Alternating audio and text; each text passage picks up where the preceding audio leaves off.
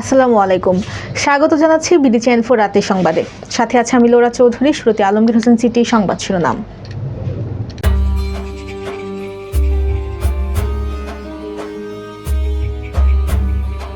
বন্ধ কারখানা চালু ও বিনিয়োগ নিয়ে প্রধানমন্ত্রীর বৈঠক।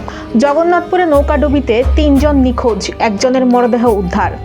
কুলিয়ারচরে ইউএন ওর হস্তক্ষেপে বাল্য বিয়ে থেকে রক্ষা পেল অষ্টম শ্রেণীর ছাত্রী, কনের পিতার অর্থদণ্ড। বিজয়নগরে লুডু খেলা নিয়ে দুপক্ষের সংঘর্ষে নিহত 1, আহত অন্তত 20। শুটিং সেটে আহত রাশমিকা। সাফে বাংলাদেশের গ্রুপে শ্রীলঙ্কার ভুটান। শুনছিলেন আলমগীর হোসেন সিটি সংবাদ শিরোনাম। এবার সিটি লেব বিস্তারিত।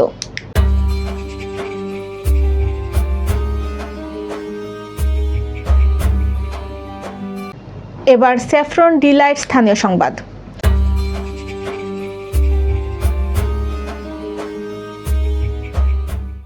জগন্নাথপুরে নৌকাডুবিতে ৩ জন নিখোঁজ, একজনের মরদেহ উদ্ধার।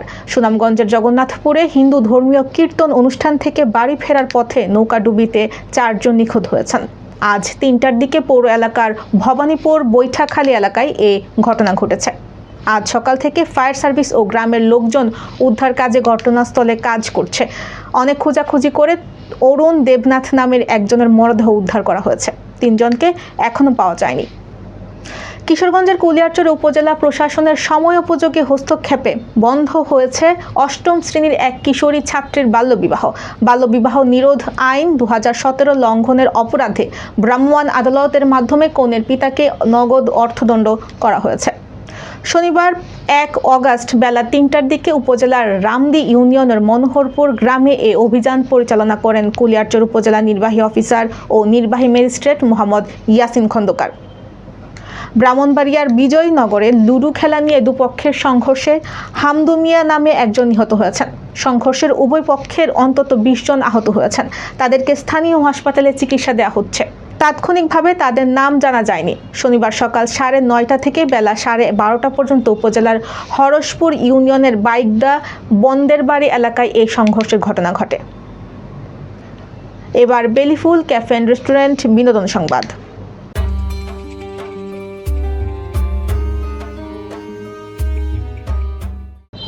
রানাবলী ও মাইসা ছবির শুটিং করতে গিয়ে নিতম্বে আঘাত পেয়েছেন দক্ষিণী সিনেমার জনপ্রিয় অভিনেত্রী রাশমিকা মান্দারা।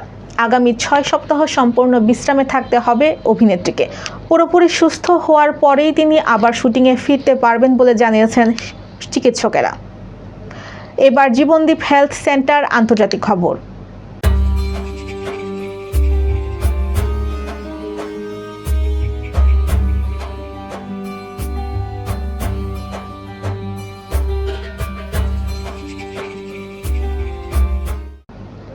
সৌদিতে ব্যাপক ধরপাকড়, গ্রেফতার 14,000 প্রবাসী।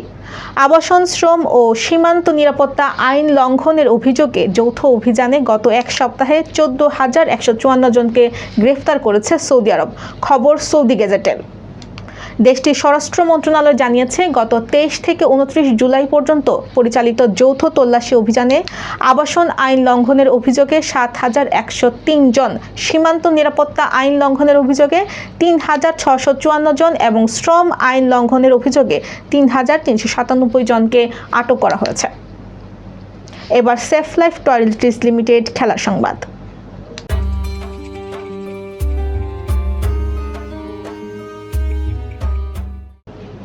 দীর্ঘ 23 বছরের শিরোপা খরা ঘোচাতে ঘরের মাঠে সাফ চ্যাম্পিয়নশিপে নামছে বাংলাদেশ। আজ ভুটানের রাজধানী থিম্পুতে 15তম আসরের ড্র অনুষ্ঠিত হয়। ড্রয়ে এ গ্রুপে স্বাগতিক বাংলাদেশের সঙ্গে শ্রীলঙ্কা ও ভুটান। অন্যদিকে বি গ্রুপে বর্তমান চ্যাম্পিয়ন ভারতের প্রতিপক্ষ মালদ্বীপ ও পাকিস্তান। একই দিনে বিনা প্রতিদ্বন্দ্বিতায় আরও 1 মেয়াদের জন্য সাফ সভাপতি নির্বাচিত হন কাজী সালাউদ্দিন।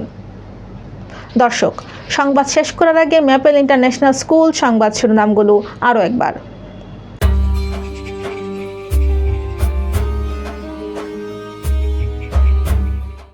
বন্ধ কারখানা চালু ও বিনিয়োগ নিয়ে প্রধানমন্ত্রীর বৈঠক। জগন্নাথপুরে নৌকাডুবিতে 3 জন নিখোঁজ, একজনের মরদেহ উদ্ধার। কুলিয়ারচরে ইউএন ওর হস্তক্ষেপে বাল্য বিয়ে থেকে রক্ষা পেল অষ্টম শ্রেণীর ছাত্রী, কনের পিতার অর্থদণ্ড। বিজয়নগরে লুডো খেলা নিয়ে দুপক্ষের সংঘর্ষে নিহত 1, আহত অন্তত 20। শুটিং সেটে আহত রাশমিকা। সাফে বাংলাদেশের গ্রুপে শ্রীলঙ্কার ভুটান। প্রিয় দর্শক, এই ছিল বিডি চ্যানেল 4 রাতের সংবাদ। সবাইকে পরবর্তী সংবাদ দেখার আমন্ত্রণ জানিয়ে আজকের মতো এখানেই বিদায় নিচ্ছি। সবাই ভালো থাকবেন, সুস্থ থাকবেন এবং নিত্য নতুন সংবাদ পেতে বিডি চ্যানেল 4 ফেসবুক পেজ ও ইউটিউব চ্যানেলের সাথেই থাকুন। আল্লাহ হাফেজ, শুভরাত্রি।